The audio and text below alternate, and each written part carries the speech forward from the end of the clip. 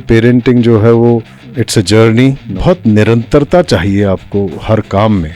आज कुछ कहा, कल कुछ कहा, परसों कुछ कहा, इस तरह से पेरेंटिंग नहीं होती है, क्योंकि माता पिता के संबंध भी कहाँ अच्छे हैं। बच्चा प्यार कहाँ से सीखे, बच्चा दया कहाँ से सीखे, बच्चा समानुभाव कहाँ से सीखे, एम्पैथी कहाँ से सीखे। ये जो मोबाइल है ये आप कितना घातक समझ रहे हो बच्चों के लिए। कार्टून की आवाज़ निकाल रहा है, चेहरे वैसे बना रहा है।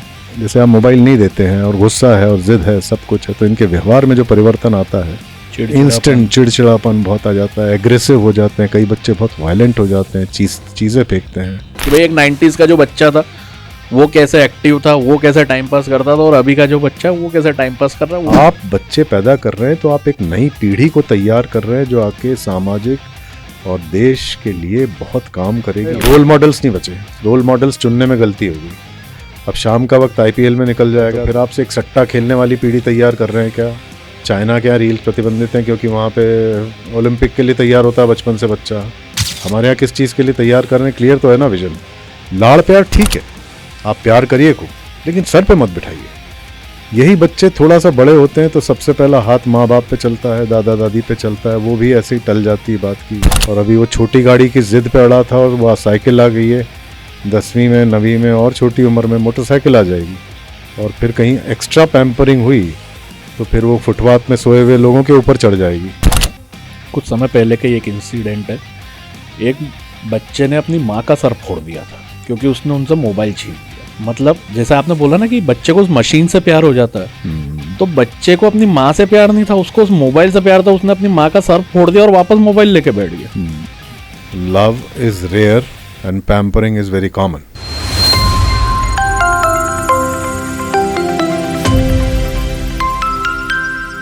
जय श्री महाकाल दोस्तों, आज का युग बड़ा ही परेशानियों वाला हो गया है। बच्चों को लेके, काम को लेके हर इंसान परेशान है। पुराने समय में ऐसा बोला जाता था कि माता पिता एक बच्चे के सबसे बड़े शुभचिंतक होते हैं, लेकिन क्या आज की पेरेंटिंग उन बच्चों को सही दिशा दे पा रही है? क्या हमारे बच्चे मानसिक रूप से, व्यवहारिक रूप से कमजोर हो गए? ऐसे बहुत सारे सवाल हैं जिनके जवाब दे नहीं पाता है आसानी। लेकिन आज मेरे साथ में, हमारे साथ में, आपके साथ में श्री नितिन डेविड सर हैं। सर एक रिसोर्स पर्सन है जिन्हें सरकारी और गैर सरकारी इंस्टीट्यूशंस उनको एज ए गेस्ट स्पीकर बुलाते हैं पेरेंटिंग के ऊपर टिप्स देने के लिए या व्यवहार के ऊपर टिप्स देने के लिए। सर के बारे में एक बहुत अच्छी बात यह है कि सर इतने सरल और सौम्य स्वभाव के हैं। आप जब उन्हें याद करेंगे, आपको जब उनकी जरूरत पड़ेगी, सर हमेशा अवेलेबल आपको मिलेंगे। बहुत सारे क्वेश्चंस हैं आज मेरे, आपके, हम सभी के, और उन्हीं क्वेश्चंस को अब मैं सीधे सर के पास लेके चलता हूँ।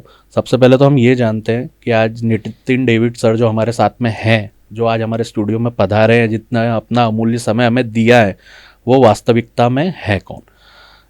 Good morning sir. Good morning. आज की कॉन्वर्सेशंस हो वो मील का पत्थर साबित होनी चाहिए किसी भी पेरेंट के लिए जो अभी अभी वो पेरेंटहुड में आए हैं, या जो एक्सपीरियंस कर रहे हैं नए बच्चों के साथ में कि भाई अब इनको हम कैसे दिशा दें, कैसे व्यवहारिक बनाएं, कैसे शेयरिंग, केयरिंग, जो शब्द हमारी किताबों में लिखे रहते हैं वो उनके अंदर कैसे उतरे। क्योंकि आज का समय सर मोबाइल का युग है, हर कोई मोबाइल में बिजी है, इवन के बच्चा भी मोबाइल में ही बिजी है, माता पिता तो खैर हैं ही। तो इन सारी बातों का निचोड़ क्या है? हम कैसे हमारे जो नन्हे मुन्ने हैं, छोटे हैं, जिनके मन के ऊपर बहुत जरा सी बातें भी बहुत बड़ा एक रूप ले लेती हैं, उनके को हम कैसे एक सही दिशा दे सकते हैं? पेरेंट्स को हम क्या सही दिशा दे सकते हैं? हम कैसे उन्हें बता सकते हैं कि भाई आप इस तरीके से अगर आप पेरेंटहुड में आगे बढ़ेंगे तो आगे चल के आपका बच्चा एक अच्छा, व्यवहारिक, जागरूक भारतीय नागरिक बनेगा। लेकिन सबसे पहले मैं जानना चाहता हूँ आपके बारे में। बहुत बहुत धन्यवाद अभिमन्यु, मुझे यहाँ बुलाने के लिए और इस होने वाली वार्ता में शामिल करने के लिए। मैं अपने बारे में क्या बोलूँ, मुझे बहुत सौभाग्यशाली जीवन मिला है जहाँ पे मुझे छोटे बच्चों के साथ और उसके बाद बड़े बच्चों के साथ, फिर प्रोफेसर्स, फिर सीनियर सिटीजन, सबके साथ बातचीत, संवाद, संप्रेषण करने का मौका मिलता है। और ये हमेशा म्यूचुअल रहता है कि जब कुछ आप बताने जाते हैं या अपने अनुभव शेयर करते हैं तो आप दूसरों की यात्रा के बारे में भी जानकर उनसे भी बहुत कुछ सीखते हैं। तो मेरे लिए ये हमेशा बहुत महत्वपूर्ण रहा है कि जब भी मैं जाऊं तो मैं खाली दिमाग लेके जाऊं उस तरह से कि उसको वापस भरा जा सके कुछ और ज्ञान से, कुछ और यात्राओं के अनुभव से, ताकि वो मिलजुल के आगे बढ़ने का प्रयास कर सके। छोटा स्कूल चलाते हैं हम, जैसा कि आपको मालूम ही है। तो वो छोटा स्कूल 25-27 साल हो गए हैं और 15-1 साल बड़े बच्चों को पढ़ाते हुए हो गया है और उतने ही साल करीब करीब उनसे बड़े लोगों को हो गया है। तो मुझे ऐसा लगता है कि मैं भाग्यशाली हूँ और माँ बाप की दी हुए आशीर्वाद है और उनकी विरासत है जिनको मैं आगे बढ़ाने का प्रयास करता रहता हूँ हमेशा। सर मेरे ख्याल से तो आप सबसे ज़्यादा भाग्यशाली हो, क्योंकि आपका आधे से ज़्यादा दिन तो इतने छोटे छोटे प्यारे प्यारे बच्चों के साथ जाता है कि जिनको देख के अच्छे अच्छे अपनी थकान भूल जाते हैं, अच्छे अच्छे अपने मानसिक अवसाद भूल जाते हैं। ऐसे बच्चों की मुस्कान देख के आप पूरा दिन निकालते हैं। इससे बढ़िया ऊपर वाले का आशीर्वाद और क्या ही हो सकता है। बिल्कुल सच बोल रहे हैं। इंसान की फितरत ही है सर ये, अपने बच्चा जो होता है उसके प्रति उसका मोह सर्वाधिक होता है। पर क्या आपको ऐसा लगता है कि आज की पेरेंटिंग या आज का जो टाइम आ गया है, हम ऐसे बोल सकते हैं टाइम आ गया है, क्योंकि टाइम के अनुसार ही इंसान चलता है और ढल जाता है उसमें। आज का जो टाइम आ गया है उसमें आपको लगता है कहीं फ्लॉज आ गए हैं इस पेरेंटिंग में? मेरा ऐसा सशक्त मानना है कि ये हर किसी के जीवन का जो पेरेंट्स होते हैं ये उनका एक व्यक्तिगत अनुभव होता है। तो आप किसी एक प्लेटफॉर्म पे पेरेंटिंग को रख के लेबल नहीं कर सकते कि इसका कोई ऐसा चमत्कारिक तरीका है जिससे बच्चों को बड़ा किया जा सकता है। ये सबके अपने अपने अनुभव उस पर्यावरण को लेके, उनके घर के माहौल को लेके, ये सब निर्माण वहीं होता है।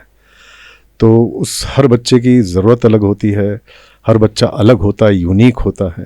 तो इसी कड़ी में आगे मैं ये जोड़ना चाहूँगा कि जब तक माता पिता सीख नहीं लें कि उन्हें कैसा होना चाहिए बच्चे के पहले और बच्चे के बाद, तब जाकर बच्चों पे बात उठती है और पेरेंटिंग की बात उठती है। क्योंकि एक तो तय बात है कि पेरेंटिंग जो है वो it's a journey, number 1। Number 2, बहुत निरंतरता चाहिए आपको हर काम में, भले ही वो आपकी बातचीत हो, व्यवहार हो, लालन पोषण हो, नर्चरिंग हो। तो आज कुछ कहा, कल कुछ कहा, परसों कुछ कहा, इस तरह से पेरेंटिंग नहीं होती है। तो बहुत सारी ऐसी सूक्ष्म बातें हैं जो शायद हम गौर कर पाएँ उन पे आगे होने वाली वार्ता में। लेकिन मेरा ऐसा मानना है कि कोई एक सल्यूशन उसका नहीं है, एक बिंदु नहीं है जिस पे हम उनको कह सके माता पिता को कि आपको ये करें। हम उन्हें चुनाव करने वाली बातें अनुभव के तौर पर दे सकते हैं, जो कि वो भी अपने पेरेंट्स से सीखते हैं, जैसे मैंने अपने माँ बाप से सीखी। तो अगर मैं संवेदनशीलता से उस पर काम करूं और मैं ये समझूं कि ये जो बच्चा है मेरा या जो बच्चे हैं मेरे, वो आगे किसी के माँ बाप बनेंगे, पति बनेंगे, भाई बनेंगे, बच्चा बहन बनेगा, तो उस तरह से उनको उस संवेदनशीलता से बड़ा करूं कि क्या जो मैं उनके साथ बात कर रहा हूं, जो मेरा व्यवहार है, वो कहीं जड़ होके आगे उनको भी मेरे जैसा ही बनाएगा या नहीं, ये प्रश्न है। पर जिन बच्चों को हम छोटा छोटा समझते हैं ना, 1, 1.5, 2 साल के बच्चे या 2.5 या 3 साल के, 3 साल मैक्सिमम बता रहा हूँ, ये आपके और मेरे मुकाबले बहुत माइन्यूटली देखते हैं अपने पेरेंट्स को या अपने घर में जो भी बड़े हो, बहुत माइन्यूटली देखते हैं सर, और तत्काल उस चीज़ को अडॉप्ट करते हैं वो कि अगर आप पेरेंट हो और आपके बच्चे की एज क्राइटेरिया अभी लगभग 5 साल के अंदर है, तो मैं तो बोल रहा हूँ सबसे बहुत सतर्क रहने की ज़रूरत है। क्योंकि आपका एक शब्द वो पकड़ सकता है, आपका एक व्यवहार जो आप दूसरों के प्रति कर रहे हो वो उसको बहुत माइन्यूटली देखता है और उसको आत्मसात भी करता है। तो पेरेंटिंग में सर हैं तो सर बहुत सारी चीज़ें, और जैसा आप सही कह रहे हो कि आप एक प्लेटफॉर्म पे, एक बिंदु पे एक चीज़, इनको सबको लेबल नहीं कर सकते। मैंने मान लिया सर आपकी ये बात, लेकिन हम किसी प्लेटफॉर्म के जरिए उनको ये तो बता सकते हैं ना कि इनको ये नहीं करना चाहिए, ये नहीं करना चाहिए और इस चीज़ का ध्यान रखना बिल्कुल चाहिए। बिल्कुल बता सकते हैं, निवेदन कर सकते हैं उनसे। हाँ बिल्कुल सर, निवेदन, क्योंकि अंततः जैसा आपने कहा कि चुनाव कर सकते हैं, उनको ही करना है, हम राय प्रकट कर सकते हैं, बिल्कुल बिल्कुल, करना नहीं करना उनके ऊपर। अब सर मेन क्वेश्चंस पे तो मैं आऊँगा धीरे धीरे, लेकिन कुछ छोटे छोटे से मेरे मन में बातें हैं, क्योंकि मैं भी एक पेरेंट हूँ, मेरी भी एक 3 साल की बेटी है, एक बेटा है छोटा। मोबाइल को लेके है सर मेरा एक क्वेश्चन, बहुत मैं कोशिश करता हूँ कि मैं उसको नहीं यूज़ करूँ या मैं उसको बहुत कम यूज़ करूँ, पर सर अब लाइफ की नेसेसिटी सी हो गई, एक इनबिल्ट हो गई। जैसे मोबाइल में एक इनबिल्ट बैटरी हो गई, वैसे हमारे लिए एक इनबिल्ट हो गया है मोबाइल कि उसके बिना काम चल ही नहीं सकता। अब सर मेरे बच्चे भी मुझसे मोबाइल मांगते हैं तो मैं नहीं देता उनको, और मैं भी मेरा मोबाइल रख देता हूँ। पर ये जो मोबाइल है ये आप कितना घातक समझ रहे हो बच्चों के लिए, मैं ये जानना चाह रहा हूँ आप, क्योंकि मेरे सामने तो मेरा ही बच्चा है लेकिन आपके सामने तो सबके बच्चे हैं। आपको क्या व्यवहार में परिवर्तन नजर आता है किसी बच्चे के इसमें जिसके मम्मी पापा मोबाइल उसको थमा देते हैं सिर्फ इस वजह से कि यार वो चीखे चिल्लाए नहीं है, अब हम काम कर सके? तो ऐसा बच्चा और जो मोबाइल चलाता हो, और एक जो फिजिकली एक्टिव बच्चा, वो जो मोबाइल के अलावा दूसरी चीजों में अपना दिमाग लगाता हो या खेलता हो, उनके व्यवहार में सर थोड़ा सा परिवर्तन होता है कि? हाँ, परिवर्तन होता है ना, बिल्कुल होता है। ये एक बहुत चुनौतीपूर्ण कार्य है माता पिता के लिए कि 21वीं सदी के बच्चे को, जो कि तकनीकी रूप से बहुत सक्षम है, जैसे कि हम थे उससे कहीं ज़्यादा, और ये जिस वातावरण में पल बढ़ रहे हैं वो पूरा डिजिटलाइज्ड है, तो सिर्फ एक सेलफोन और एक टीवी दूर करने से, हटाने से मेरे ख्याल से काम नहीं होगा। इसके जो आपने सबसे पहली बात पूछी कि इसके घातक परिणाम क्या होते हैं, मेरे ख्याल से ये सभी पेरेंट्स जानते हैं कि इसके परिणाम क्या होते हैं। और ज़्यादा स्क्रीन टाइम से आँखों के पर्दों, आँखें, रेटिना पे फ़र्क पड़ता है, धुंधले हो जाते हैं, चश्मा लगने का डर लगता है बहुत छोटी उम्र में। और उसके अलावा कई जगह ब्लाइंडनेस रिपोर्ट हुई है एक्सटेंसिव स्क्रीन टाइम की वजह से। और एक जो और बात है वो ये है कि वो बच्चा इंसानी रिश्तों से ज़्यादा उस मशीन के साथ प्रेम करने लगता है और वही उसका जीने का सहारा बन जाता है, और वो फिर अकेला बहुत होता है। और जीवन में जैसे जैसे आगे बढ़ता है तो हम देखते हैं कि वो आजकल लोग क्यूबिकल में बैठे हुए भी उसी से बात करते हैं, मशीन से, घर पे आके भी मशीन से ही बात करते हैं। तो इंसानी रिश्ते ख़त्म करने में, क्योंकि परिवार में उसका टाइम निश्चित नहीं किया जा रहा है, उसकी जगह निश्चित नहीं की जा रही है, और वो बड़ा सिंसियरली करना चाहिए, वो बड़ी दक्षता से करना चाहिए। एक टाइम लिमिट बनानी चाहिए, एक टाइम लिमिट बिल्कुल बनानी चाहिए उसकी। उसके पीछे बच्चों को बहुत छोटी उम्र से आप टाइम लिमिट समझाएंगे, उनके धीरे धीरे समझ में आ जाता है। ज़िद्दी होते हैं बच्चे, लेकिन अगर हम थोड़ा सा इग्नोर करेंगे और लंबे दूरी में, देखिए आसान है कहना कि मैं बच्चे को प्यार करता हूँ, लेकिन उसका जो एक्शन है वो यही है कि वो डिसिप्लिन अभी से उसको समझ में आए कि उसकी बेहतरी के लिए किया जा रहा है। मतलब लंबे प्यार समय करते तक हैं तो स्ट्रिक्ट भी होना पड़ेगा, तो स्ट्रिक्ट होना चाहिए, डिसिप्लिन होना चाहिए। और सेल फोन के लिए तो बिल्कुल होना चाहिए, क्योंकि ये जब बच्चे अत्यधिक वहाँ यूज़ करते हैं, जैसे आपने बिल्कुल सही फरमाया कि घर में अगर बिजी हो तो वो मोबाइल हाथ में दे दिया, बच्चा अगर परेशान कर रहा हो तो। हमारे यहाँ एडमिशन्स में जितने भी लोग आते हैं वो यही बताते हैं साफ साफ, जब उनके यहाँ एक कॉलम है एडमिशन फॉर्म में कि मोबाइल टाइम कितना है, तो दोनों माँ बाप अपनी आँख एक दूसरे की तरफ देखते हैं और फिर वो 4 से 5 घंटे, मतलब वो 8 घंटे समझ में आ जाता है उसको, 4-5 पे लेके आते हैं मिनिमम, और कई फिर 1 पे कर देते हैं, जो कि दिखता है कि बच्चा अंदर कार्टून की आवाज़ निकाल रहा है, चेहरे वैसे बना रहा है। जो ADHD वाले बच्चे रहते हैं, जो स्पेशल बच्चे रहते हैं, वो उसी तरह से बोलने लग जाते हैं, करने लग जाते हैं, उनके हाव भाव वैसे ही हो जाते हैं, उनकी पूरी टोनल वेरिएशन वैसी हो जाती है। और उन बच्चों को तो खासकर कहा जाता है कि इनका स्क्रीन टाइम बिल्कुल बंद कर देना चाहिए। तो ऐसे बच्चे कई बार इंस्टेंटली सब कुछ चाहते हैं, उनके लिए जैसे आप मोबाइल नहीं देते हैं और गुस्सा है और जिद है, सब कुछ है, तो इनके व्यवहार में जो परिवर्तन आता है, इंस्टेंट चिड़चिड़ापन बहुत आ जाता है, एग्रेसिव हो जाते हैं, कई बच्चे बहुत वायलेंट हो जाते हैं, चीज़ें फेंकते हैं। तो ये सब चीज़ें देखने में स्कूल में भी व्यवहार में आती हैं, और आप ये फ़र्क भी कर सकते हैं कि ये आदमी, बच्चा बहुत ब्लिंक कर रहा है, पल के बहुत ऐसा झपका रहा है, तो समझ में आता है कि ये कहीं ना कहीं कोई दिक्कत है। तो फीडबैक लेना पड़ता है फिर कि समय बड़ा है क्या, और ज़्यादा देख रहे हैं, कितनी दूरी से देख रहे हैं, क्यों टीवी ऑप्शन नहीं है, क्यों 15 मिनट नहीं है, ऐसे प्रश्न हम उनसे करते हैं कि ताकि कुछ ऐसा सद्बुद्धि मिल जाए इतनी छोटी सी उम्र में। अभी सर आपने इतनी सारी जो बहुत अच्छी जानकारी दी, इससे मेरे को याद आया कुछ समय पहले का एक इंसिडेंट है। एक बच्चे ने अपनी माँ का सर फोड़ दिया था क्योंकि उसने उनसे मोबाइल छीन लिया। मतलब जैसे आपने बोला ना कि बच्चे को उस मशीन से प्यार हो जाता है, तो बच्चे को अपनी माँ से प्यार नहीं था, उसको उस मोबाइल से प्यार था। उसने अपनी माँ का सर फोड़ दिया और वापस मोबाइल लेके बैठ गया।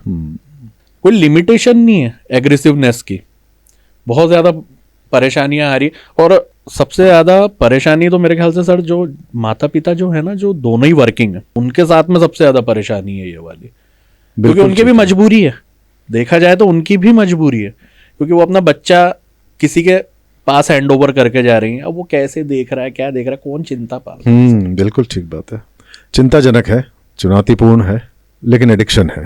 एडिक्शन, और एडिक्शन के बहुत सारे जो व्यवहार में तब्दीलियां दिखती हैं वो होती हैं। तो उसका मतलब ये नहीं कि मैं किसी से प्रेम नहीं करता, लेकिन मेरे को एडिक्शन है तो फिर मेरे लिए वो मैटर नहीं करता, मेरे लिए वो मशीन मैटर करेगी। सर डॉक्टर्स के पास भी केसेस जा रहे हैं आजकल बच्चों के मोबाइल की वजह से, कि भाई माता पिता से बात ही नहीं कर रहा हो, मोबाइल में ही लगा हुआ। अच्छा सर, अब इस बात के थ्रू मैं अपने पहले क्वेश्चन पे आता हूँ कि जैसे कुछ बच्चे होते हैं जो मोबाइल से बहुत प्यार करते हैं, कुछ बच्चे ऐसे भी होते हैं जो अपने माता पिता से, अपने घर वालों से बहुत प्यार करते हैं। तो जब ये बच्चे स्कूल की तरफ आते हैं, छोटे बच्चे, और इनको माता पिता से थोड़ा अलग रहना पड़ता है, ये एक बेसिकली साइकोलॉजिकल फिनोमिनन है और इसको सेपरेशन एंजाइटी कहते हैं। कि जब भी आप पहली बार अलग होते हैं तो इस तरह का होना ये जो है ये स्वाभाविक है, प्रक्रिया बिल्कुल स्वाभाविक, एक नेचुरल प्रोसेस है ये। अब इसमें परिवार भी अपना समय लेता है और उस परिवार का जो अंश है जो आता है वो भी अपना समय लेता है। इसमें बहुत सारा संयम चाहिए रहता है, बहुत सारा विश्वास। जिस विश्वास के साथ माता पिता प्रबंधन को बच्चा सौंपते हैं, ये प्रबंधन का दायित्व है कि वो उस बच्चे को उसी तरह की गोदी दे, प्यार दे, दुलार दे। और पढ़ाई लिखाई बाय प्रोडक्ट होता है, लेकिन सबसे पहले हमारे जैसे छोटे स्कूलों में कम से कम ये बातें, लव, केयर, सेफ्टी, आपने शुरू में बोला था, ये चीज़ें उम्र के किसी भी दौर में बहुत ज़रूरी आती। तो प्राइमरीली ये चीज़ बहुत इंपॉर्टेंट है तीनों। इतना अधीर पेरेंट्स क्यों हो गए हैं आजकल? को ये लगता है कि बच्चा जब अलग होता है आपसे तो आप अधीर होना बहुत स्वाभाविक है आपका, और मैं इस बात का बहुत सम्मान करता हूँ माता पिता का। तो ऐसे समय उनको लेक्चर देने से या उनको समझाने से कि ये स्वाभाविक प्रक्रिया है, उनके पास बैठा जाए और उनको ये बताया जाए कि सब ठीक हो जाएगा, बिना बहुत लंबा चौड़ा लेक्चर दिए हुए, और वो खुद अपने आप को धीरे से ये समझाएं। जैसा कि बच्चों को भी छोटी उम्र में ये चुनाव दिया जाता है कि तुम समय लो अपना, लेकिन समझो। ऐसा ही बड़ों के साथ भी होता है, वो बहुत बड़े नहीं हो जाते हैं। तो ये उम्र के किसी भी पड़ाव पे मुझे ऐसा लगता है कि जो पीढ़ी है, आप उसके समक्ष खड़े होकर उसका सम्मान करें, उसको समझें कि वो क्या चाह रही है। ये भी आपको समझना बहुत ज़रूरत है। इसमें समय लग सकता है, संयम बहुत लगेगा, लेकिन आपको ये समझना चाहिए। गूगल जनरेशन है सर वैसे। हाँ, मिलेनियम है, हाँ। जो भी है। जैसे हम तो बूमर्स, बेबी बूमर्स हो गए, आपसे और हमसे कहीं ज़्यादा आगे। तो आगे हैं, किस सिलसिले में हैं, और हम उनके साथ सपोर्ट सिस्टम के तौर पे क्या मदद कर सकते हैं, हमारा इतना ही काम होना चाहिए। मान लीजिए सर एक छोटा सा बच्चा है, ठीक है। अब कई बच्चे ऐसे होते हैं जो सर बहुत देर से बोलना चालू करते हैं, कुछ बच्चे ऐसे होते हैं तो जो थोड़ा जल्दी चालू कर देते हैं बोलना। तो जो देर से बच्चे बोलना चालू करते हैं, उनके माता पिता की सबसे बड़ी परेशानी का कारण ये रहता है कि ये बोलते नहीं है, या ये इसको बोलना नहीं आता, ये इतना बड़ा हो गया अभी तक बोल नहीं पा रहा है। तो ऐसे बच्चे की कम्युनिकेशन स्किल्स जो हैं, या कोई से भी बच्चे की, चलिए एक नॉर्मल बच्चे की कम्युनिकेशन स्किल्स जो हैं, उनको हम पेरेंट्स को कैसे डेवलप करना चाहिए कि वो अच्छे से किसी से भी बात करें। है छोटा ही बच्चा, पर हर माता पिता चाहता है कि भाई अगर उनसे उनका नाम भी पूछ लें तो अच्छे से जवाब दें। तो ये जो कम्युनिकेशन स्किल्स हैं, जो आज के समय में बहुत ज़रूरी हैं, ये कैसे डेवलप करें? आप लोग तो अपनी तरफ से स्कूल में कर ही रहे हैं, लेकिन हम पेरेंट्स को क्या करना चाहिए कि हमारा बच्चा, हम भी उनकी मदद कर सकें उसको डेवलप करने में? मुझे ऐसा लगता है कि एक तो पेरेंट्स को, जैसे आपने कहा कि अधीर हो जाते हैं, तो मैं जब बच्चे अलग होते हैं उनसे पहले दिन, दूसरे दिन, 15 दिन, उसके बाद पेरेंट्स भी सामान्य हो जाते हैं। अभी दूसरी बात जो आपने कही है अधीरता को लेकर ही, कि पेरेंट्स बहुत अधीर होते हैं। हमारे समाज का पूरा जो ताना बाना है वो इसी तरह का है कि मेरे परिवार में अगर जॉइंट फैमिली है तो उसने 2 साल में बोल लिया था पहला शब्द, उसने पापा बोल लिया था, 2.5 साल में इसने कर लिया था, मैंने अपने ज़माने में इतने समय में बोलने लग गया था। तो अगर बच्चा नहीं बोल पा रहा है तो उसके पीछे पड़ना, जो कि बहुत गलत है, ये अधीरपन है, उतावलापन है, जो कि बिल्कुल नहीं होना चाहिए। आपके परिवार में ही बहुत कंपैरिजन होता है, बहुत ज़्यादा।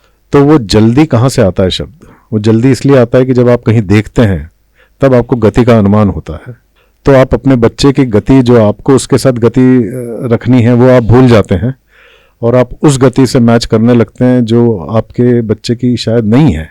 और इसमें बहुत सारी दूसरी बातें भी गलत हो जाती हैं। लेकिन मेरा ऐसा मानना है कि इधर उधर देखने के बजाय अगर हम अपने बच्चों को ही देखें, माता पिता उसी पे फोकस करें, उसकी अच्छी बातों पे फोकस करें, उसको अप्रिशिएट करें अच्छी बातों का, इसी उसमें अगर कानों में और उसके दिमाग में यही चीज़ें अच्छी जड़ होती रहें तो निश्चित रूप से सकारात्मक उसका व्यवहार बनेगा।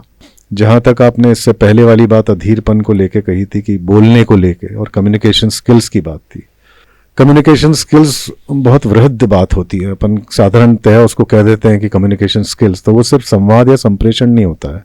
उसमें बहुत सारा सुनना होता है, उसमें बहुत सारा पढ़ना होता है, उसमें बहुत सारा लिखना होता है, SLRW, तो ऐसा पूरा कॉम्प्रिहेंसिव कम्युनिकेशन स्किल्स होता है। मतलब एक बहुत वाइड सब्जेक्ट, बहुत बड़ा सब्जेक्ट है। अब हम अगर सिर्फ संप्रेषण की बात करें, बात की बात करें कि बच्चे का बोलना या बच्चे को बता देना या उसके पूरे वाक्य बोलना या उसका किसी के सामने अपना नाम बता देना, तो ये उसके व्यक्तित्व से जुड़ी बातें हैं।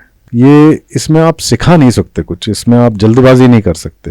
कई बच्चे जल्दी बोल लेते हैं, कई बच्चे देर से बोलते हैं, मतलब उसमें कोई परेशानी उसमें नहीं कोई परेशानी नहीं। लेकिन अगर एक निश्चित समय के बाद, जैसे 3, 3.5 साल, 3.5, 4 साल हो गए और बच्चा असमर्थ है, तो हमें स्पीच थेरेपिस्ट को कंसल्ट करना चाहिए।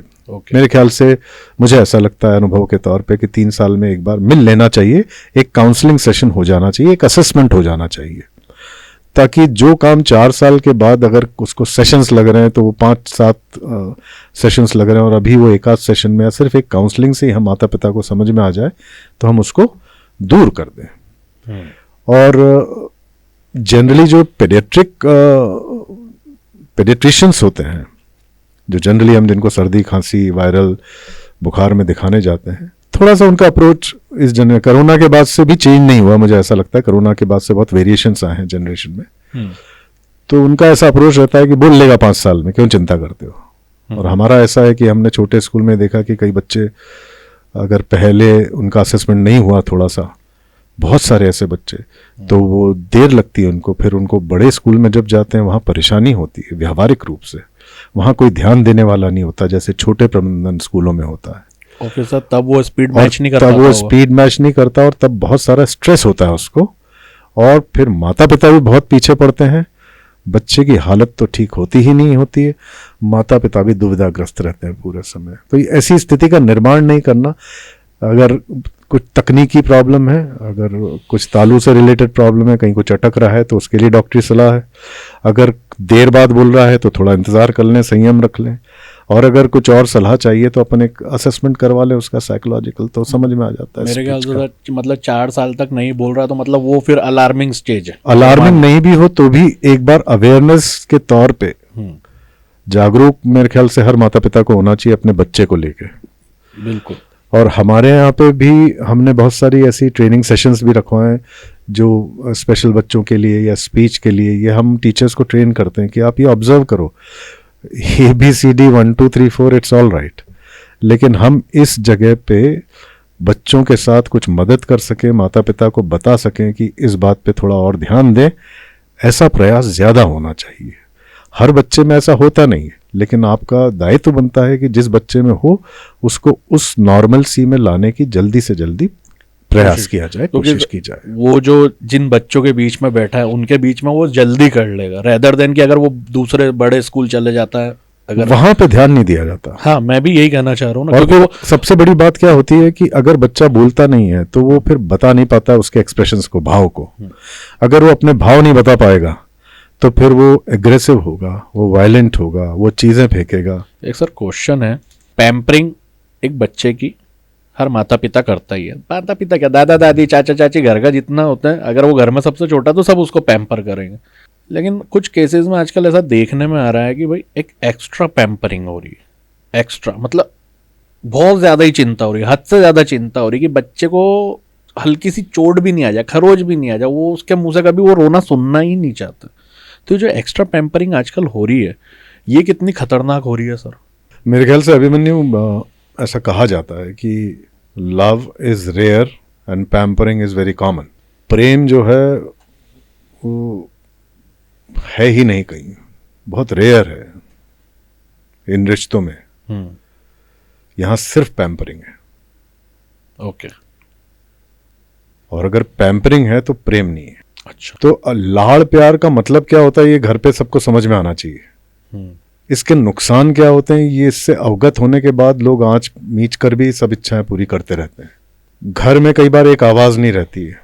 जवान माँ बाप कोशिश करते हैं कि बच्चे को सारे उस तरह के संस्कार दें जो आज के वक्त में ज़रूरी हैं, दादा दादी के पास बच्चा भाग के चला जाता है तो वहाँ इच्छाएं पूरी हो जाती हैं, नहीं तो चाचा मामा वगैरह वगैरह जो भी है, तो वहाँ पे एक आवाज़ नहीं होती घर में। वहाँ से जन्म होता है पैम्परिंग का। लाड़ प्यार ठीक है, आप प्यार करिए खूब, लेकिन सर पे मत बिठाइए। यही बच्चे थोड़ा सा बड़े होते हैं तो सबसे पहला हाथ माँ बाप पे चलता है, दादा दादी पे चलता है, वो भी ऐसे ही टल जाती है बात की छोटा है चलने दो। कैसे चलने दे? 2.5 साल के बच्चे का वही हाथ स्कूल में दूसरे के ऊपर उठता है, और फिर सामाजिक रूप से भी फिर उठता है। सामाजिक रूप से थोड़ा बड़ा होगा। और अभी वो छोटी गाड़ी की जिद पे अड़ा था और वह साइकिल आ गई है, 10वीं में 9वीं में और छोटी उम्र में मोटरसाइकिल आ जाएगी। और फिर कहीं एक्स्ट्रा पैम्परिंग हुई तो फिर वो फुटपाथ में सोए हुए लोगों के ऊपर चढ़ जाएगी।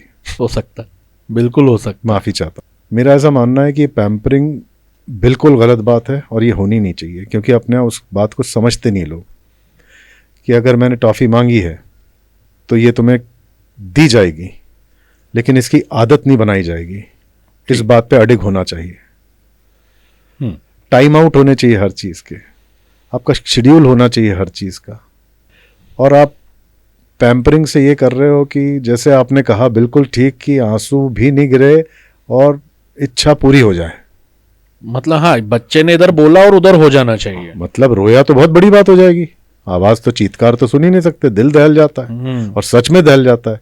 लेकिन यही तो प्रेम है कि वो दहले हुए दिल को संभाल के रखो कि थोड़ी देर और रुक जा, थोड़ी देर और रुक जा, अभी उसकी इच्छा पूरी मत कर।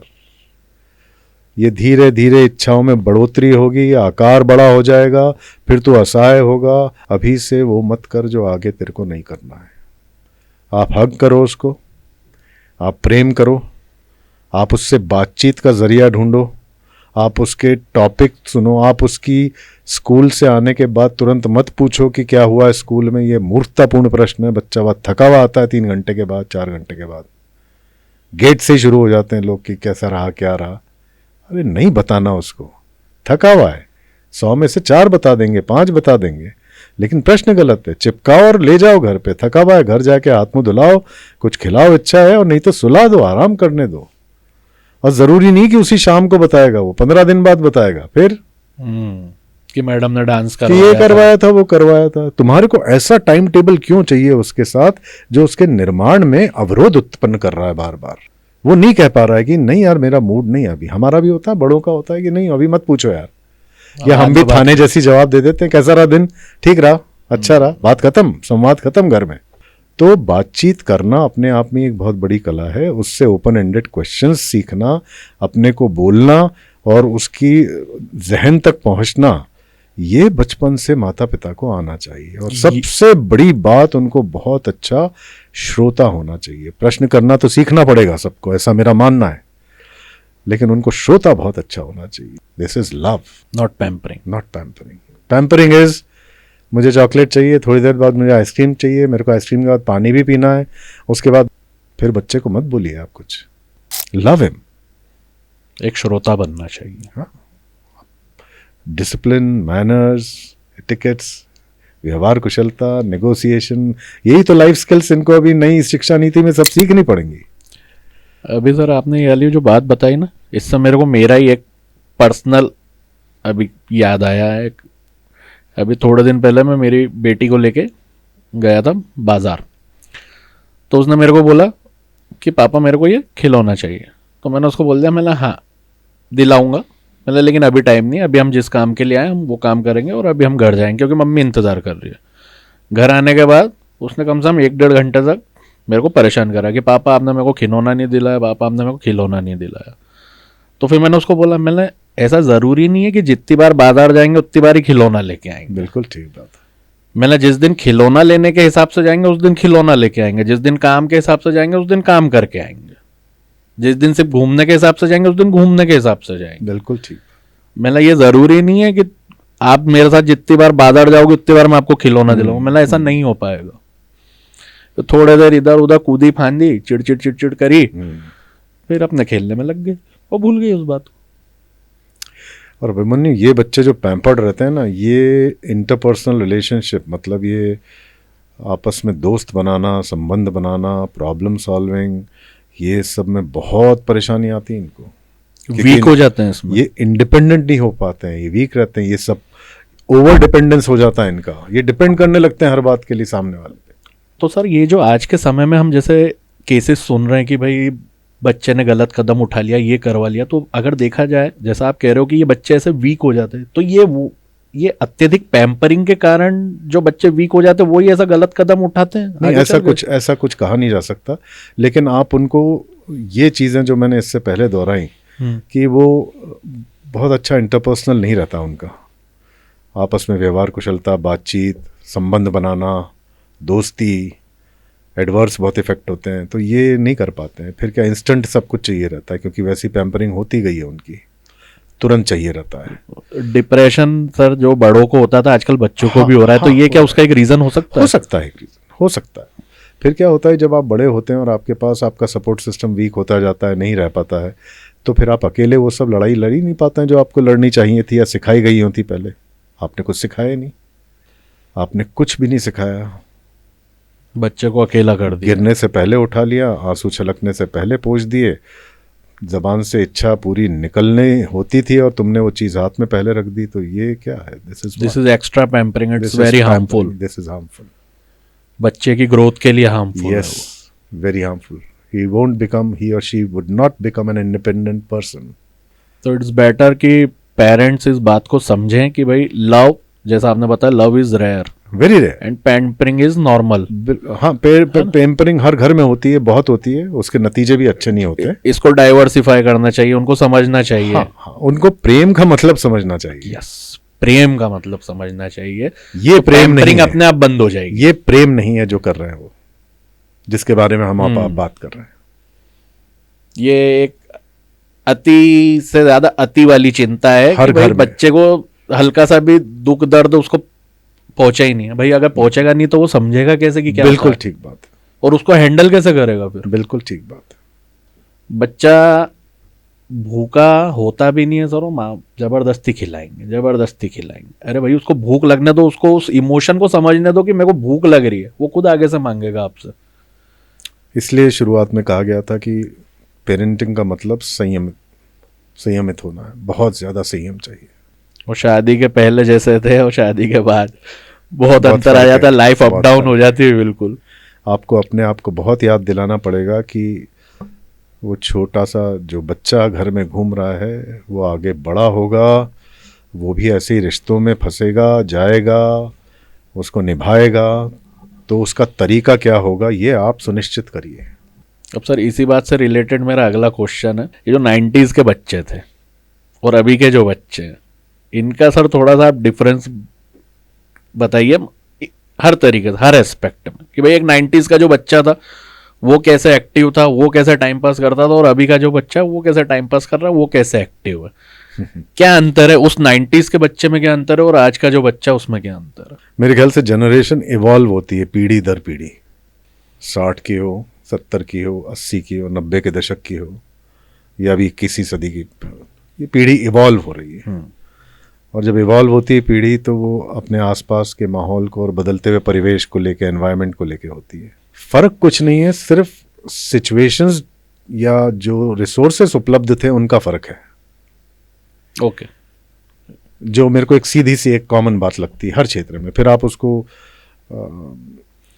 मोबाइल टीवी ले लेंगे या मोबाइल ले लेंगे, या उस टाइम का टीवी ले लेंगे, या इंटरनेट अभी का ले लेंगे, या उस टाइम का वो वीसीडी ले लेंगे, कुछ भी। जैसे रिसोर्स के बारे में बात कर रहे थे कि भाई उस समय के बच्चों के पास कुछ अलग रिसोर्स थे और आज के बच्चों के पास रिसोर्सेज अलग है। उस एक रिसोर्स मेरे पास भी उस टाइम का, जो मेरा बड़ा फेवरेट रिसोर्स हुआ करता था, बाकेलाल कॉमिक्स। अरे सर क्या टाइम पास होता था, मतलब भाई आप हार्ड कॉपीज में पढ़ते हैं उस टाइम? सर मैं किराए से लेके आता था, वो 10 रुपए की एक कॉमिक्स आती थी, वो 1 रुपए में किराए पे मिल जाती थी।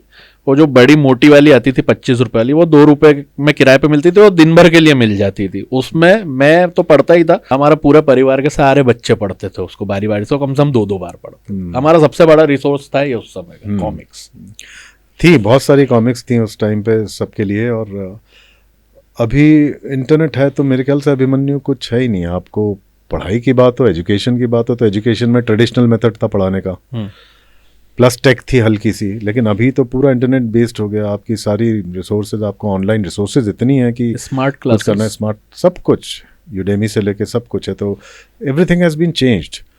और मुझे लगता है कि ये जैसे ही शुरू हुआ है नेट और ये सब चीज़ें और ये मोबाइल, तो बाहर जाना बंद ऑब्वियसली हो ही गया है, तो प्लेग्राउंड बचे ही नहीं है। हमारे टाइम पे कुछ काम होता नहीं था और फिज़िकली एक्टिव होना ज़रूरी होता था, क्योंकि उसी से आनंद मिलता था, उसी से हमारा व्यक्तित्व का निर्माण हुआ है और आज तक वैसा ही है। तो उसका बहुत बड़ा अंश है हमारे अंदर, जो हमारे को घंटों माँ बाप खेलने भेज दिया करते थे।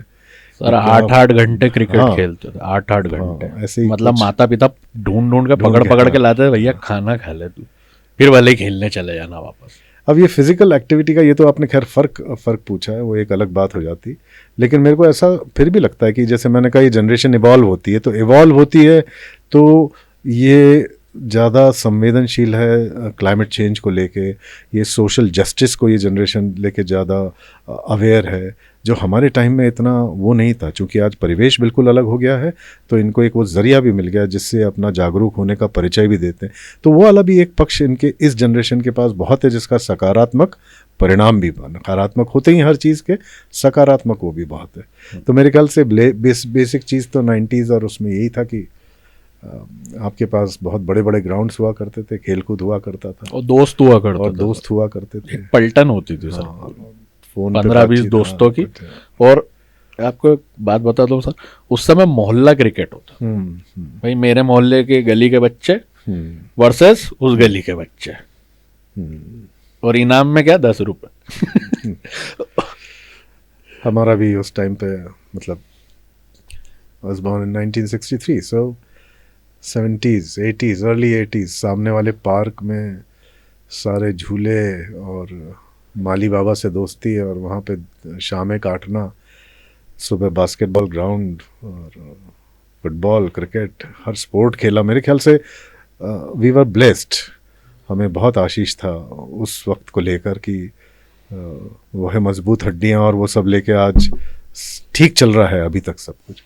ये इस पीढ़ी को समझाना बहुत ज़रूरत है मेरे ख्याल से। कहीं आपकी एक और बात आएगी इसमें फिज़िकली एक्टिव होने की, तो वो ज़रूरी बहुत है अभिमन्यु, और इसी बात से जुड़ा हुआ है कि इनको ये समझ में इस तरह से नहीं आया जा रहा है।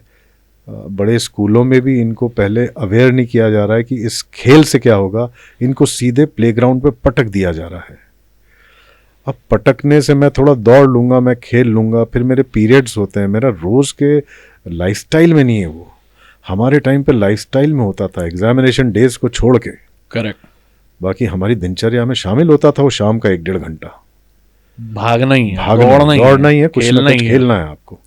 तो इनको ये समझ में आया कि एंडोर्फिन्स क्या होते हैं, केमिकल्स का सिक्रीशन क्या होता है, उससे सकारात्मक विचार आते हैं, उससे आपकी मेमोरी बढ़ती है, उससे आपका फोकस बढ़ता है, आपका अटेंशन स्पान बढ़ता है। फिजिकल एक्टिविटी से दौड़ना भागना नहीं होगी, उसके जो परिणाम है सकारात्मक वो ज़बरदस्त है।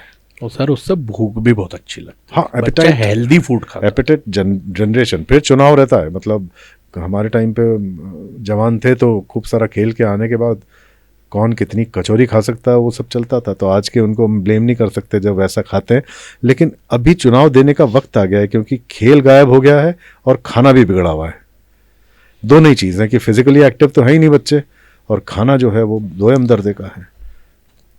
तो सर अब जैसे प्लेग्राउंड्स नहीं बचे, ऐसे बच्चे भी नहीं बचे, बच्चों के माता पिता भी ऐसे नहीं बचे कि जो बच्चों को भेजे खेलने के लिए, तो मेरे ख्याल से फिर शायद पेरेंट्स के ऊपर ये भार आता है कि भाई आप अपने बच्चों के साथ में खेलो ताकि उनको फिजिकली एक्टिव किया जा सके। छोटे छोटे गेम्स उनके साथ आप खेलो। Parents are the best classmates, सबसे अच्छे उनके मेट्स होते हैं खेलने के लिए, पढ़ाई के साथ बैठने के लिए। उनके अलावा कोई है ही नहीं, बाकी सब सपोर्ट सिस्टम। ये एक एक्स्ट्रा और बाहर आ गया ना पर सर पेरेंट्स पे आज के समय पे। नहीं, मेरा ऐसा कहना है कि कोर्स को इतना बना दिया गया, ऐसा अब नई शिक्षा नीति आई, देखते हैं क्या उसमें तब्दीलियां होती हैं, धीरे धीरे मालूम पड़ेगा। लेकिन अभी के दौर में पढ़ाई को लेके, एक एक नंबर को लेके प्रतिस्पर्धा जो कि बहुत अस्वस्थ हो गई है, उसको लेके कंपैरिजन को लेके बच्चों के ऊपर जो छींटाकशी है, जो अवमानना है उनकी, जो शब्द संचार है उनके प्रति घर से जो इसकी शुरुआत है, वो बहुत डरावनी है, घातक है, and it's very dangerous. 3 idiots movie sir आपने देखी होगी। हाँ देखिए, उसमें वो प्रेशर कुकर करके वो बोलता है आमिर खान की, भाई प्रेशर कुकर है ये और ये किसी दिन फट जाएगा। अब क्या होता है अभिमन्यु की, हम तो जैसे क्या होता है, ये छोटे बच्चे हमारी गोदी से उतरे, फिर ये बड़े हुए, फिर ये चार्टर्ड अकाउंटेंसी कुछ क्लास लेंगे तो कुछ क्लासेस हमसे करेंगे, या कहीं वो वाले बच्चे हैं तो वो सॉफ्ट स्किल ट्रेनिंग लेंगे, तो इनकी पूरी एक यात्रा दिखती है हमारे को। तो फिर हमको इनकी पारिवारिक यात्रा का प्रतिबिंब दिखता है। फिर हमें ये लगता है कि स्कूल और परिवार ने मिलके इस बच्चे के साथ न्याय नहीं किया, जबकि दोनों ही क्लेम करते हैं कि हमने अपनी तरफ से सब कुछ किया। और हम उस 15-20 दिन के उसमें उनसे देख के, बात करके, सुन के ऐसा महसूस करते हैं कि आश्चर्य होता है कई बार कि वो बच्चा बोलता है कि मैंने तो अपने पिताजी से आज तक बात ही नहीं की सर। मैंने उनको गले लगाने की आप बात करते हो, अब गले नहीं लगाया मैंने उनको। मैं इतना बड़ा 21 साल का, 19 साल का हो गया। आपको उनकी यात्राओं के बारे में मालूम ही नहीं है, क्योंकि आपने कभी गौर नहीं किया, आपने तकलीफ नहीं समझी। आपने कहा बच्चे पैदा करने, बड़े हो जाने, हो जाएंगे, पढ़ना है, करियर बनाना, नौकरी, मेरा काम खत्म। ये कोई काम थोड़ी ना ये सर काम कर। नहीं है, ये काम नहीं है। ये तो प्यार है। आप बच्चे पैदा कर रहे हैं तो आप एक नई पीढ़ी को तैयार कर रहे हैं जो आके सामाजिक और देश के लिए बहुत काम करेगी। आप वो दृष्टिकोण से क्यों नहीं काम करते हो? आप बड़े क्यों नहीं करते हो कि आपका एक बच्चा नहीं, आपके हाथ में एक पीढ़ी का बच्चा है, वो आगे जाके कुछ निर्माण करेगा ज़बरदस्त। तो उसमें ऐसी चीजें इनबिल्ट करो आपकी, वो दूसरों को प्रेरित करे और आपकी छवि दूसरे लोगों के सामने अच्छी हो। बिल्कुल बिल्कुल करना चाहिए, वो जिम्मेदारी का एहसास होना चाहिए अभिमन्यु। मैं सिर्फ अपना बच्चा नहीं बड़ा कर रहा हूँ, मैं एक पीढ़ी को पाल रहा हूँ, एक फ्यूचर खड़ा कर रहा हूँ। फ्यूचर खड़ा कर रहा हूँ। आपका विजन ही नहीं है ना वो, आपका विजन ही कहाँ है?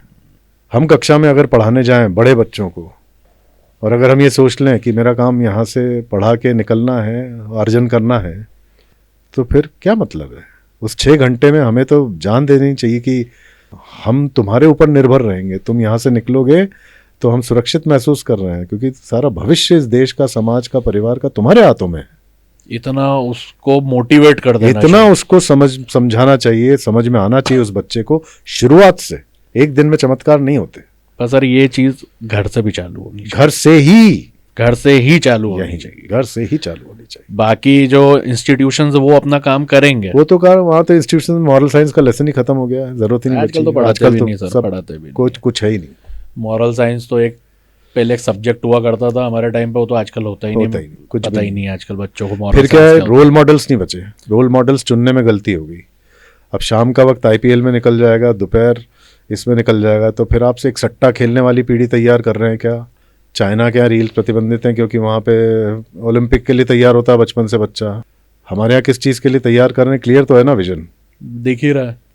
और इतने बड़े देश में से जो प्रतिशत है बाहर जाने वालों का या कमाल करने वालों का, वो तो बहुत कम है। जबकि हम चाहें तो कमाल कर सकते हैं। अरे धमाल कर सकते हैं। इतना बड़ा देश है सर, इतनी डाइवर्सिटी है, मतलब अगर बोलना तो नहीं चाहिए, लेकिन अगर कुछ पॉलिटिक्स निकल जाए कुछ चीज़ों में से, तो शायद वास्तव में भारत स्पोर्ट्स में तो गजब ही कर सकता है। बहुत बहुत प्रतिभावान लोग हैं इस देश में, और मोहल्ले में हैं, आस पड़ोस में हैं, गाँव में हैं, जो कभी कभी ऐसे निकलते हैं बाहर और चमकते हैं और एकदम से दिख जाते हैं, और बहुत सारी व्याख्या होती है और फिर कहीं खो जाते। बहुत सारी समर्पण की कहानियाँ भी हैं, जज्बातों की कहानियाँ हैं, माता पिता की बहुत अच्छी यात्राएं भी हैं, सुखद हैं, सकारात्मक हैं। लेकिन फिर भी आज जब पेरेंटिंग और बच्चे और बड़े और इन सब की बात कर रहे हैं, तो कुछ जिम्मेदारियाँ छोटी अपनी बनती हैं, वो पूरी करनी चाहिए। तो सर आज के समय में, जैसे ये तो 90s और एक कंपैरिजन सा हो गया, वैसा नहीं करना चाहिए। हर जनरेशन है अपने आप में परिपूर्ण है, बिल्कुल वो उस हिसाब के हिसाब से बहुत सही है, उस समय के हिसाब से। तो आज के समय के जो पेरेंट्स हैं सर, उनके लिए सबसे बेस्ट पेरेंटिंग एडवाइस आप क्या दे सकते हो? हालांकि जैसा आपने बोला भाई चुनाव है, ये तो आप अपनी एक राय प्रकट कर सकते हो, लेकिन पेरेंट्स के ऊपर है कि यार वो क्या चुनना चाहेंगे, वो अच्छा चुनना चाहेंगे, बुरा चुनना चाहेंगे, खैर ये उनके ऊपर है, हम उन पे ही छोड़ेंगे इस बात को। लेकिन आपकी नज़र में एक सबसे बेस्ट पेरेंटिंग एडवाइस क्या होनी चाहिए आज के पेरेंट्स के लिए? सीखने की उम्र का कोई एक वो नहीं होता है, जगह नहीं होती, और माता पिता ही बन जाते हैं और बच्चा आ जाता है तो आपकी जिम्मेदारियां और बढ़ती हैं, दायित्व बोध का आपको एहसास होता है। अगर नहीं होता है तो दिक्कत है।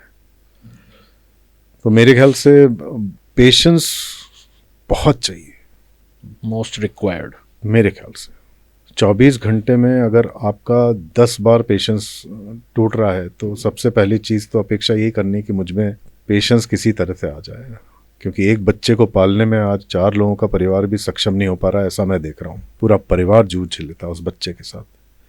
तो ऐसा क्या हो रहा है? संयम तो रखना ही पड़ेगा।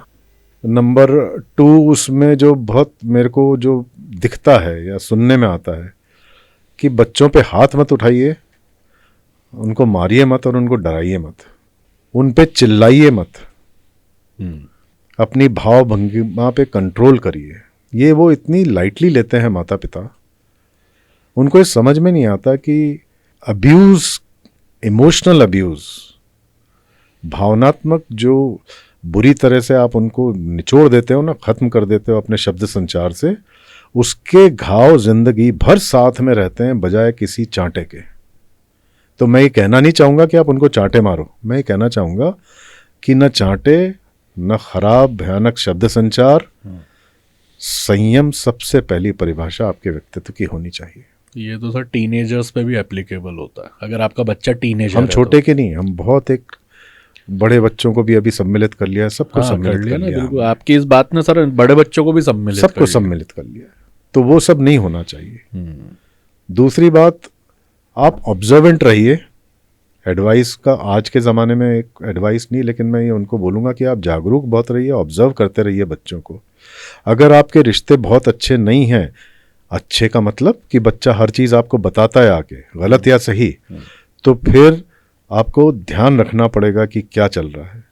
उदाहरण के तौर पे अभी एक चार्टर्ड अकाउंटेंट बच्चा, नाम नहीं लेना चाहूँगा, वो बहुत अच्छी नौकरी लगी उसकी, फिर वो किसी ऐप में मोबाइल के उलझ गया पैसा जल्दी कमाने के चक्कर में। उसके बाद किसी और उसके दोस्तों ने उसको किसी और 5 गुना की जगह 20 गुना की कोई एक और ट्रैकिंग एप्लीकेशन बता दी, वो उसमें उलझ गया। बाजार का पैसा, तनख्वाहें उसमें जानी पड़ी। घर वालों ने बहुत मेहनत से बड़ा किया, पाला पोसा, और बच्चा भी इंटेलिजेंट, समझदार और सीए बन गया, जो कि बहुत रेयर होते हैं, मतलब बहुत कम प्रतिशत बच्चे सीए बन पाते हैं। लेकिन ये हुआ उसके साथ, तो लगातार संपर्क में रहा, तो फिर उसकी काउंसलिंग हुई। लेकिन वो उस टाइम तक भी कहता रहा कि अगर आज भी मुझे 20 मिल जाए ना सर, तो मैं 80 लाख कर दूंगा उसके। तो इस एडिक्शन को या इस तरह के किसी भी एडिक्शन को बहुत ध्यान रखें। और आजकल 18, 19, 17 की बात ही नहीं बची। हम देख रहे हैं किस उम्र में लोग क्या क्या नशा कर रहे हैं, क्या क्या नहीं कर रहे हैं। तो पेरेंटिंग छोटे बच्चों के लिए तो ठीक है, लेकिन ये बड़े बच्चे जो कि बहुत वोलेटाइल पीढ़ी है, वाइब्रेंट पीढ़ी है, बहुत एक्सपेरिमेंट करती है, बहुत प्रयोग करती है, किसी से डरती नहीं है, रिस्क टेकिंग एबिलिटी बहुत है इसमें। ये बाहर जाएंगे अकेले पढ़ने शहर में, तो इनके चुनाव अगर बचपन से एक सॉफ्टवेयर अच्छा नहीं हुआ, डिसिप्लिन्ड और समझदारी वाला, तो कई बार ऐसा भी होता है कि उनका भी हो जाता है, लेकिन चांसेस बहुत ज़्यादा रहती हैं। तो ये चीज़ें ख्याल रखनी चाहिए। आपको बहुत दयालु भी रहना है हमेशा, आपको बहुत फॉरगिव भी करना पड़ेगा अपने बच्चे को। आप उसे पनिश मत करिए, आप उसको फॉरगिवनेस ज़्यादा दीजिए। पनिशमेंट से बच्चे को एक ही बात में समझ में आती है कि मैं ख़राब हूँ। उसे क्या अच्छा करना है पनिशमेंट से कभी नहीं समझ में आता है। उसको सिर्फ ये लगता है कि ये खराब हूँ मैं यार, इसलिए पनिशमेंट का सीधा ताना वाना जो है, दंड का वो जो है, वो इससे। बस फॉरगिवनेस का भी तो कोई क्राइटेरिया होता होगा ना, कि उसको क्या हम बोल के फॉरगिव करें कि उसको समझ में आए कि उसने क्या गलती करी और अब उसको क्या सही करना नहीं, फॉरगिव आप मन में करिए, अब आप उसको क्षमादान वैसे नहीं देंगे आप उसको। ठीक, हाँ, यही समझना चाह रहा हूँ। अपना मन अपने को साफ रखना है बच्चे के प्रति, उसमें द्वेष नहीं होना, उसमें दया होनी बहुत। अक्सर क्या होता है, नफरत के बीज भी आ जाते हैं। कई बार तो बोल देते हैं हम, शायद तू मर जाता तो ठीक था, बच्चे ही बोल देते हैं पलट के, तू कहाँ से आ गई मेरी ज़िंदगी में, माँ को बोल दे, बाप को बोल देते हैं, हमने तो सुना। तो अगर इतना डरावना विभत्स वातावरण है घर पे, अच्छे भी बहुत देखे हमने, लेकिन डर उस बात का है कि रेशियो और प्रतिशत तो हम तय नहीं कर सकते ना कहाँ हो रहा है। लेकिन 10 में से अगर 6-7 घरों में ये देख रहे हैं, तो फिर तो दिक्कत वाला काम है, फिर डर हमें भी लगता है। और इनका प्रतिशत बढ़ रहा है मुझे मालूम नहीं, लेकिन हाँ फिर भी जो रिलेशनशिप मैट्रिक्स है फैमिली की, वहाँ दिक्कत हो रही है, क्योंकि माता पिता के संबंध भी कहाँ अच्छे हैं। बच्चा प्यार कहाँ से सीखे, बच्चा दया कहाँ से सीखे, बच्चा समानुभाव कहाँ से सीखे, एम्पैथी कहाँ से सीखे, ये सीखे कहाँ से? घर में कहाँ है? माँ बाप आपस में बैठ के बात नहीं कर रहे हैं, माँ बाप के पास फुर्सत नहीं है, वो एक डिजिटल वर्ल्ड में खोए हैं और अपने। डिजिटल वर्ल्ड के अलावा भी उनको मालूम ही नहीं है कि वो बच्चा देख रहा है फिर वो कैसे बड़ा हो रहा है। तो जो तुम लाइफ स्किल्स उसमें चाह रहे हो वो कहाँ से आएगी? कोई खरीद के थोड़ी डाल सकते हैं बच्चे के अंदर। देखेगा तो आप ही को, आप ही को देख। ऑनलाइन सर 3-3 हज़ार, 5-5 हज़ार, 10-10 हज़ार फ्रेंड्स, और वास्तविक जीवन में देखा जाए तो 2 भी नहीं मिलेंगे। आभासी दुनिया तो बहुत डरावनी है और उसके नतीजे हम देख ही रहे हैं क्या हो रहा है, और बहुत विचलित करने देने वाली है। इसमें भी माँ बाप का साथ ज़रूरी होता है। वो साथ नहीं है तभी तो दुर्घटनाएं होती है। साथ हो तो फिर कैसे होंगी? तो साथ कब से होगा? साथ एकदम से 15 साल में साथ की याद थोड़ी आएगी, 14 में थोड़ी याद आएगी। तो ग्रेजुअली इंक्रीज होगा तो शुरुआत से 2 साल से 2.5 पैदा होते से ही साथ का एहसास उसको हो जाना चाहिए कि साथ है, ये सही गलत है, बताना तो पड़ेगा ना, फिर चुनाव उसके। लेकिन मेरे से गलती हो गई है, वो आके कई जगह हम पढ़ते भी हैं कि आया बच्चा घर पे, बच्ची घर पे आई और बोला कि ऐसा गलत हो गया, और इस बात को वो एक्सेप्ट कर लेते हैं, तभी तो ठीक होता है, तभी दूसरी बार होती नहीं है। करेक्ट। नहीं तो वो तो बार बार पुनः होती है। तो बेस्ट पेरेंटिंग टिप यही है कि भाई थोड़ा सा संयम आप रखो, बिना संयम के संभव ही नहीं है एक फ्यूचर की पीढ़ी को खड़ा करना। संयम रखना है, दया रखना है, आपको गुस्सा प्रतिशोध वाला नहीं रखना है। हाँ, मतलब बहुत सारी चीजों पे प्रेम आप ही को रखना है, कंट्रोल करना है सब ताकि आपका आपको। बच्चा कंट्रोल में रहे और वो उस चीजों को समझे। और ये कहना कि वो समझता ही नहीं है, ये धीरे धीरे हो जाएगा। हो सकता है उसके डर, उसकी असुरक्षा के बारे आप वहाँ तक पहुँच ही नहीं पा रहे हो, आप उसके मन तक नहीं आप पहुंच उसके पा मन तक नहीं पहुँच पा रहे हो। तो आप कोशिश ये करिए कि आपका काम ज़्यादा इम्पोर्टेंट हो गया ना, बजाय बच्चे के बिहेवियर के या उसके कुछ गलत काम करने से, या आपका काम हो गया ज़्यादा इम्पोर्टेंट माता पिता के तौर पे कि मैं उस तक कैसे पहुँचूँ, क्या ज़रिए रहें, कितना उसके साथ समय गुजारूँ, सुबह उससे कैसे बोल के उठाऊँ उसको, शाम को कैसे सुलाऊँ उससे। सभी काम कर रहे हैं, सभी मेहनत कर रहे हैं, सभी पैसा कमाने की कोशिश कर रहे हैं, सभी कुछ अच्छे सपने देख रहे हैं, सभी सब कुछ करना चाहते हैं। तो वो बच्चों पे एहसान थोड़ी कर रहे हैं, कोई ऋण दे के या पैदा थोड़ी हुआ है कोई। तो सर जैसे मैंने आपको शुरू में बोला था कि ये वाली पीढ़ी बहुत माइन्यूटली ऑब्जर्व करती है। ये शार्प है, parents ये बच्चे बहुत शार्प sharp है, इनका रिटेंशन अच्छा है, ऑब्जर्वेंट है, ये इनकी समझ अच्छी, कॉम्प्रिहेंड अच्छा करते हैं ये। तो बहुत सारी अद्भुत बातें हैं इनमें। ये अगर हम शुरू से देख लें और हम जिस तरह से बड़े हुए थे उस तरह से पालना बंद कर दें कि हमारे टाइम में ये होता था, ये ऐसा होता था, हमारे पिताजी ने ये रोल मॉडलिंग नहीं होती मेरे ख्याल से। वर्तमान में तुम क्या कर रहे हो सुबह से शाम तक, वो रोल मॉडलिंग होनी चाहिए, वो मैटर करता वो मैटर करती है। आज के समय के साथ चलो समय बस उस बच्चे के साथ। अच्छा सर, एक बस लास्ट क्वेश्चन मैं आपसे पूछना चाहता हूँ।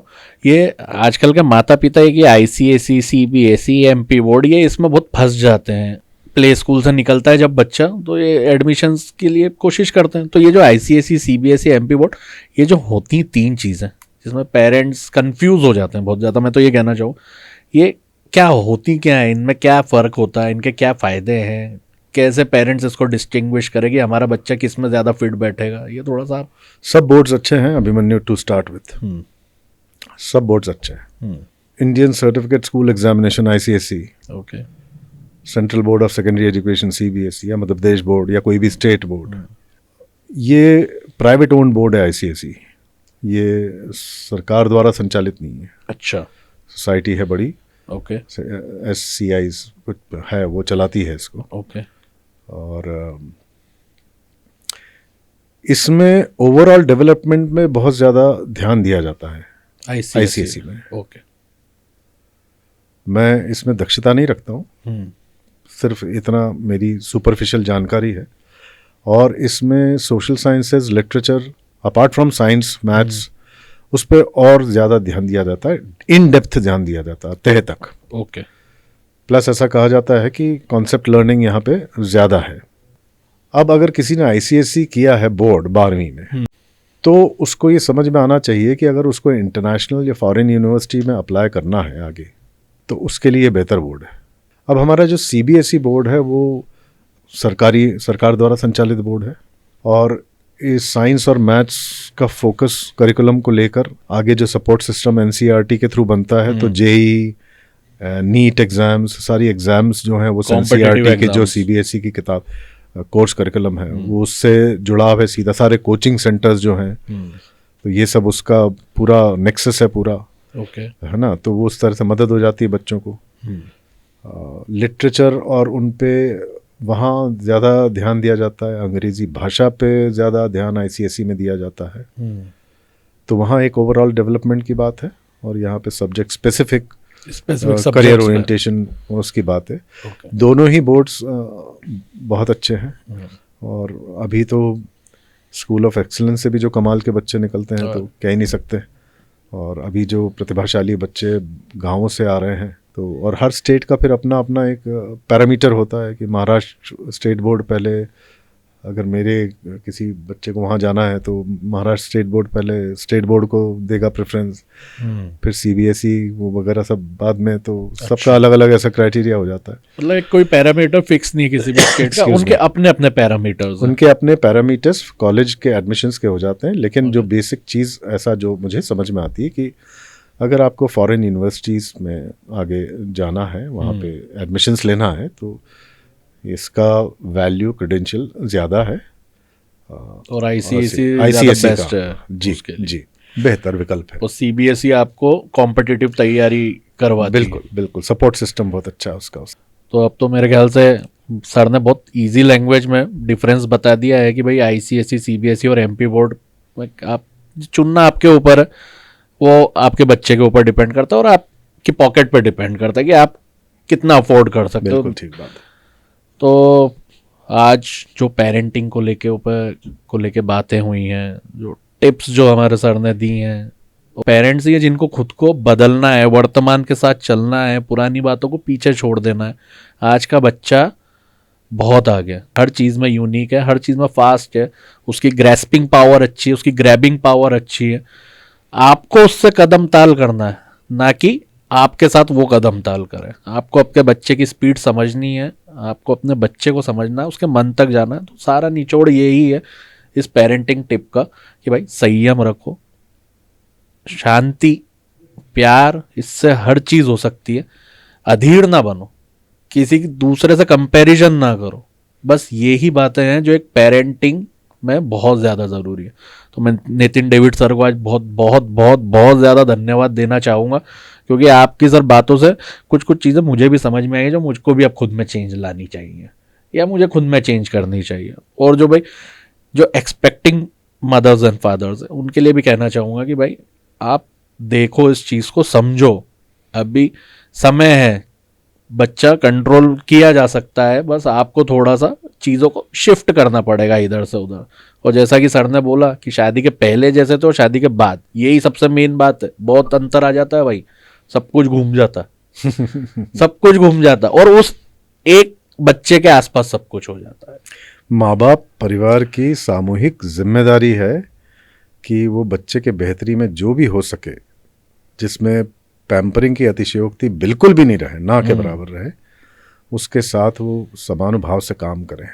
और उस पेरेंट से अच्छा और परिवार से अच्छा सपोर्ट सिस्टम बच्चों के लिए है नहीं, तो उन्हें बाहर जाने की ज़रूरत नहीं। कभी लगे ऐसा विचार उनके मन में आए नहीं, तो साथ रहिए हमेशा। बिल्कुल, और कुछ भी नहीं, और कुछ भी नहीं, बस। तो इस एपिसोड को, इस पॉडकास्ट को हम आज यहीं रोकेंगे और कोशिश करेंगे कि पेरेंटिंग से जुड़ी और बातें भविष्य में हम फिर डेविड सर के साथ में करें। और कुछ क्वेश्चंस आप लोगों के दिमाग में हो, मन में हो, तो प्लीज़ मुझे आप कमेंट बॉक्स में भेज दीजिएगा। मैं सर से पूछ के आपको रिकमेंड करूंगा, वापस से आपको जवाब दूंगा उसके। तो सर आज के लिए बहुत बहुत बहुत ज़्यादा धन्यवाद, आपने इतना सारा समय दिया और पेरेंट्स को इतनी सारी बातें समझाई। और उतने सारे पेरेंट्स में एक पेरेंट मैं भी हूँ, तो और चाहता हूँ सर कि आप ऐसे ही काम करते रहें, बच्चों के बीच में रहें, खुश रहें, जीवन आपका आनंद में गुजरे। बहुत बहुत आभार अभिमन्यु।